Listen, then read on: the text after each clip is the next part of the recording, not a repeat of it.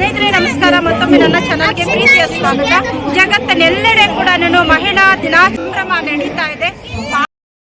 ಶಕ್ತಿಗೆ ಪಾರ್ವತಿ, ವಿದ್ಯೆಗೆ ಸರಸ್ವತಿ, ಸಂಪತ್ತಿಗೆ ಲಕ್ಷ್ಮಿ, ಹೀಗೆ ದೇವತೆಗಳ ರೂಪದಲ್ಲಿ ಸ್ತ್ರೀ ಸಂಭ್ರಮ ಕೂಡ ನಡೆಯಿತು. ಮಹಿಳಾ ದಿನಾಚರಣೆ ಅತ್ಯಂತ ಅದ್ಭುತವಾಗಿ ಸಂಭ್ರಮದಿಂದ ನಡೀತಾ ಇದೆ.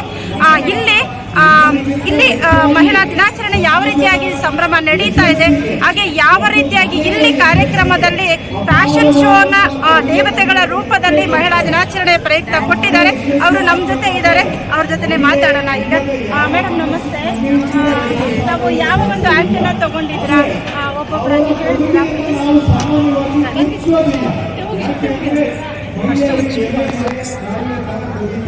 ನಮಸ್ತೆ.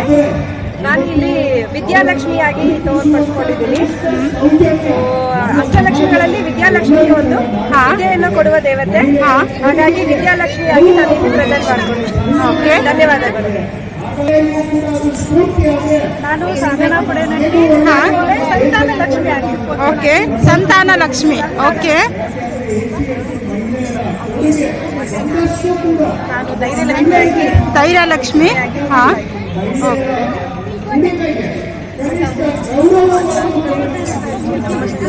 ನಾನು ಭವ್ಯಶ್ರೀ. ನಾನು ಆದಿಲಕ್ಷ್ಮಿ.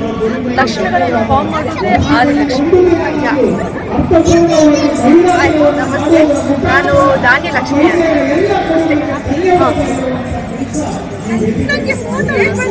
ನಾನು ಗಜಲಕ್ಷ್ಮಿಯಾಗಿ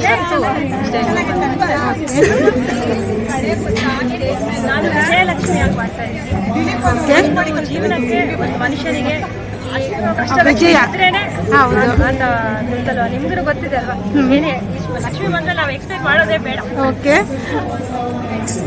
ನಾನು ಧನಲಕ್ಷ್ಮಿಯಾಗಿದ್ದೀನಿ. ಎಲ್ಲರಿಗೂ ಒಳ್ಳೆಯದನ್ನು ಮಾಡಿ ನಿಮಗೆ ಧನಲಕ್ಷ್ಮಿ. ಗೋವಿಂದ ಗೋವಿಂದ. ನಾನು ವೆಂಕಟರಮಣ ಆಗಿದ್ದೀನಿ. ಎಲ್ಲ ಲಕ್ಷ್ಮಿಗಳರ ಜೊತೆ ನಾನು ಇಲ್ಲಿ ಬಂದಿದ್ದೀನಿ. ಓಕೆ. ಕಲ್ಯಾಣ ಅದ್ಭುತ ಗಾತ್ರಾಯ ಕಾಮಿತಾರ್ಥ ಪ್ರದಾಯಿನೇ ಶ್ರೀಮದ್ ವೆಂಕಟನಾಥಾಯ ಶ್ರೀನಿವಾಸಾಯ ತೇ ನಮಃ. ಕೃಷ್ಣ ಈತನ ರೂಪ ನಾನು. ಲಕ್ಷ್ಮಿಯರು ಇಲ್ಲಿರುವಾಗ ನಾನಿಲ್ಲದೆ ಇರಕ್ಕೆ ಸಾಧ್ಯ. ಇವತ್ತಿನ ಮಹಿಳಾ ದಿನಾಚರಣೆಯಲ್ಲಿ ಇಷ್ಟು ಜನ ಗೋಪಿಕಾ ಸ್ತ್ರೀಯರು ನನ್ನ ಪಕ್ಕ ಇರುವಾಗ ನಾನು ಹೆಂಗ್ ಮೇಲಿರ್ತೀನಿ.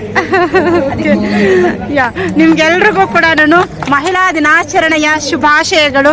ತುಂಬಾ ಅದ್ಭುತವಾದಂತಹ ಒಂದು ಕಾರ್ಯಕ್ರಮವನ್ನ ಕೊಟ್ಟಿದ್ದೀರಾ. ಮಹಿಳೆ ಶಕ್ತಿಯ ರೂಪ ಅನ್ನೋದನ್ನ ತೋರಿಸ್ಕೊಟ್ಟಿದ್ದೀರಾ.